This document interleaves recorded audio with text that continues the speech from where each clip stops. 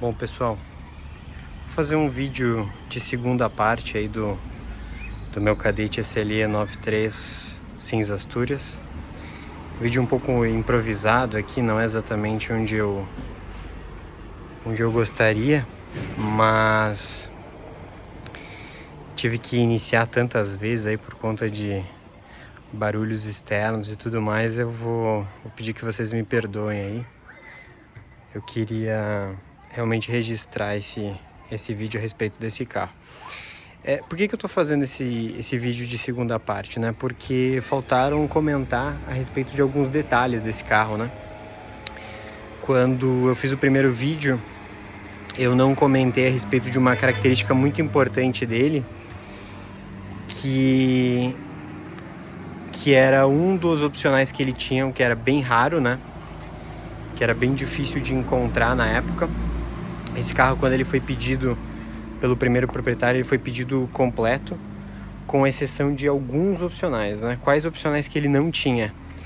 Ele não tinha as rodas de liga leve, ele não tinha suspensão traseira regulável a ar, ele não tinha o banco do motorista com regulagem de altura e não tinha teto solar elétrico. De resto, ele era equipado com todos os outros opcionais, inclusive o câmbio automático de 3 marchas. Então esse carro, de fato, era automático. Quando eu conheci esse carro em 2013, ele ainda estava equipado com esse câmbio, funcionava muito bem. Tive a oportunidade de dirigir esse carro com o câmbio automático. Realmente o funcionamento dele era satisfatório, né? Agora, você sentia de uma maneira geral que o câmbio segurava muito o desempenho do carro, né? Fora que não entregava o prazer de dirigir que um carro desses com câmbio manual acaba entregando, né? Mas ele estava ali, funcionava muito bem. Por volta de 2019, cerca de mais ou menos uns 3 anos antes de eu comprar esse carro, a família do primeiro proprietário estava usando o carro e ele teve um problema em que ele não segurava mais a marcha lenta e depois teve algum problema também na troca de algumas marchas, né, no câmbio automático. E aí, ao levar no mecânico para avaliar, né, entender o que poderia ser feito, o mecânico, por falta de conhecimento, não soube diagnosticar o defeito no câmbio. Provavelmente passou um orçamento de reparo absurdo, né? Provavelmente o custo era maior que o valor do carro e eles não tiveram dúvida, né? Trocaram o câmbio do carro para o câmbio manual. Nesse processo foi tido um certo cuidado, né? Então, quando eles trocaram o câmbio, eles buscaram então um câmbio com a relação de marchas original do SLE 93. Então, o câmbio totalmente original de um SLE 93, de um SLE, de um SL, né? Configuração com motor 1.8, injeção EFI. É um câmbio de relações bastante longas, esse manual, né?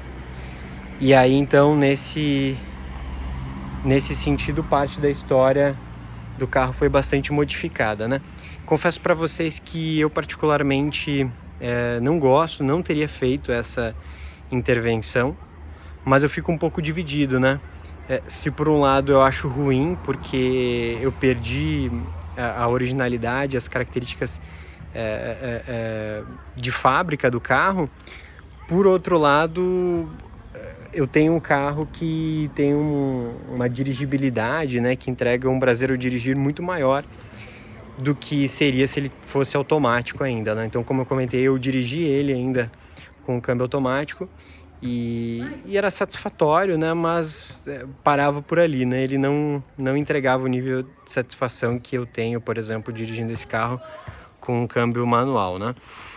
Então, tem esse detalhe importante aí para ser dito. Eu tenho algumas fotos dele. Na verdade, eu tenho várias fotos dele com o câmbio automático. Uma hora eu imprimo elas e coloco elas aqui. Eu acho que vai ser interessante. Faço uma terceira parte aí. Mas eu quis fazer então esse adendo, né? Esse comentário adicional à primeira parte do vídeo. O segundo comentário que eu queria trazer é a respeito dos detalhes que eu fiz nesse carro, né? Vocês provavelmente viram a primeira parte do vídeo, né? E viram que o carro tá com esse visual aí que eu acho muito interessante, né? Realmente de um carro não zero, mas bastante original, que tá bem bonito, que chama atenção, né? Que faz presença. Mas quando eu peguei o carro, ele não tava assim, né? Então eu fiz bastante coisa, mas bastante detalhe, né? Que era o que realmente faltava para fechar o visual do carro e chegar nesse visual que eu acho tão interessante. Bom, primeiro detalhe que eu fiz, que eu acho que é bem importante, foi a recuperação do aspecto desses para-choques, né? Desse friso preto aqui. Eles estavam totalmente esbranquiçados, eles estavam bem feios, esses para-choques. Então, passei um produto aí da Vonix, algumas vezes até recuperar o aspecto do para-choque. Vocês podem ver, ó, que ele tem esses detalhezinhos, ele tem uns pegadinhos, né? Mas são os para-choques originais do carro. Eu achei que não faria sentido trocá-los, né? Então eu quis manter, quis preservar a originalidade. Então eu consegui recuperar esses para-choques. E a partir daí só detalhes, né? Vamos lá. Ele não tinha essa capinha aqui, é uma capinha paralela, mas ok, dá um acabamento melhor, né? Outro detalhe que ele não tinha, esses braços dos limpadores aqui estavam totalmente desregulados e estavam todos esbranquiçados também, feios por conta do sol, né? Então eu fiz uma pintura aqui bem simples e fiz a regulagem. Ele tava com palhetas de silicone, que eu acho que é muito feia para esse tipo de carro, né? Então eu troquei, coloquei umas palhetas com aspecto original. Então acho que isso dá uma levantada também no visual do carro, né? Outro detalhe que eu fiz, e eu já comentei, vocês devem ter observado, né? São as rodas. As rodas eu fiz mais num segundo momento, né? Mas aproveitando que a gente tá aqui na parte externa do carro, acho legal citar. Ele tava com as rodas de ferro originais, e eu achei esse jogo de roda Barcelona em ótimo estado, né? Em Canoas. Busquei as rodas e aí eu instalei também um jogo de pneus novos, né? Os Goodyear Assurance Max Life. Eu acho um pneu meio feio, né? Esse desenho do Assurance, mas ok, né? A medida original dele, na verdade, não é essa medida que tá aqui, tá? Ele tá com 175/73. A medida original é 165, tá? Se não me engano.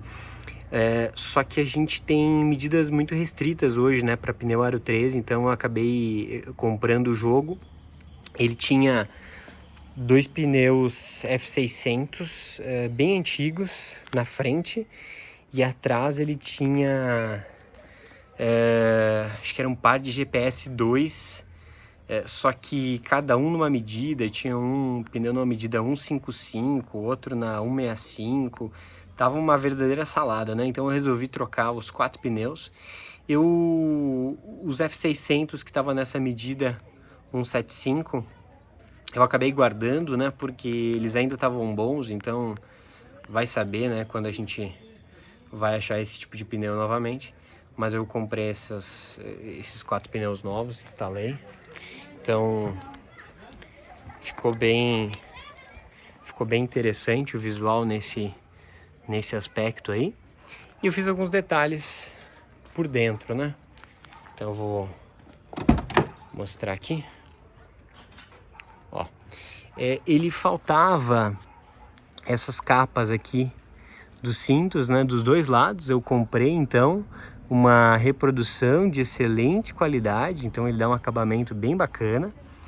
Ele tava, quando foi instalado esse câmbio manual, ele tava com uma manopla paralela muito feia, pavorosa, não dava acabamento, a pega era péssima.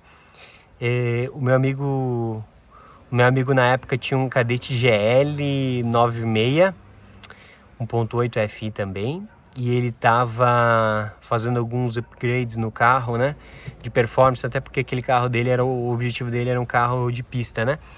E aí ele tirou para botar uma manopla dos GMs mais modernos e eu peguei a que tava no carro dele. O aspecto dela é muito bom, uma manopla original, muito bacana. Talvez aqui caberia uma manopla um pouquinho em melhor estado, se a gente considerar então o volante, o estado geral do carro, mas ok, ficou bem bacana aí, achei que ficou legal. A gente regulou também, né, os engates, a gente refez aqui esse acabamento, né, então ficou bem legal, ficou bem bacana. Que mais que eu fiz internamente nele? Eu acho que internamente foram esses detalhes apenas, né? E, olha aqui que bacana, ó. Eu comprei esse catálogo original do Cadete SLE 913, sobretudo porque, né? Porque esse também era um carro equipado com um câmbio automático, né? Então esse aqui era o aspecto original do câmbio automático. Uma alavanca super bonita, super bacana, ó. E aqui tá toda a ficha técnica, as especificações e fala também dos pacotes opcionais, né? Então, depois se vocês quiserem dar um pause aí no vídeo, né, para conferir todos os pacotes opcionais do carro, ele tem quase todos, né? Então, putz, achei lindo esse catálogo aqui. Comprei do Miau, então acho que ficou bem legal aí. Deixa eu ver o que mais que eu fiz no visual do carro que eu possa citar. Acho que foram só esses detalhes mesmo. Fiz uma revisão mecânica bastante simples, porque ele não tinha nada para fazer. Era um carro que, apesar dele não ser usado muito, ele estava em uso, né? Então não teve absolutamente nenhum trabalho em termos mecânicos, né? Nenhuma intervenção maior. Bom, é isso. Eu acho que eu procurei citar aí alguns aspectos que eu não tinha abordado no primeiro vídeo, né? Na primeira oportunidade que eu tive de filmar ele por conta da correria. Acho que o aspecto que ele ficou aqui é um aspecto bem bacana. Claro, é um carro que tem detalhes. Eu gostaria de fazer um polimento nele geral, né? Eu fiz um martelinho, esqueci de dizer. Eu fiz um martelinho, ele tinha um ovinho bem profundo aqui assim. Eu fiz um martelinho, né? Ele tinha alguns aqui no capô. Ele ainda ficou alguns detalhes, tá? O martelinho não pegou todos os detalhes, mas ele ficou bem melhor do que estava. Ficou bem melhor realmente. O que eu gostaria de fazer? Eu gostaria de fazer um polimento nele, um polimento geral. Recuperar um pouco o aspecto dessa pintura, né? Que tem algumas partes que estão um pouquinho mais foscas, né? Que nunca receberam um trabalho um pouquinho maior. Mas eu acho que de maneira geral o visual do carro tá muito bacana. Ele tem detalhes de pintura, né? Como vocês podem observar aqui.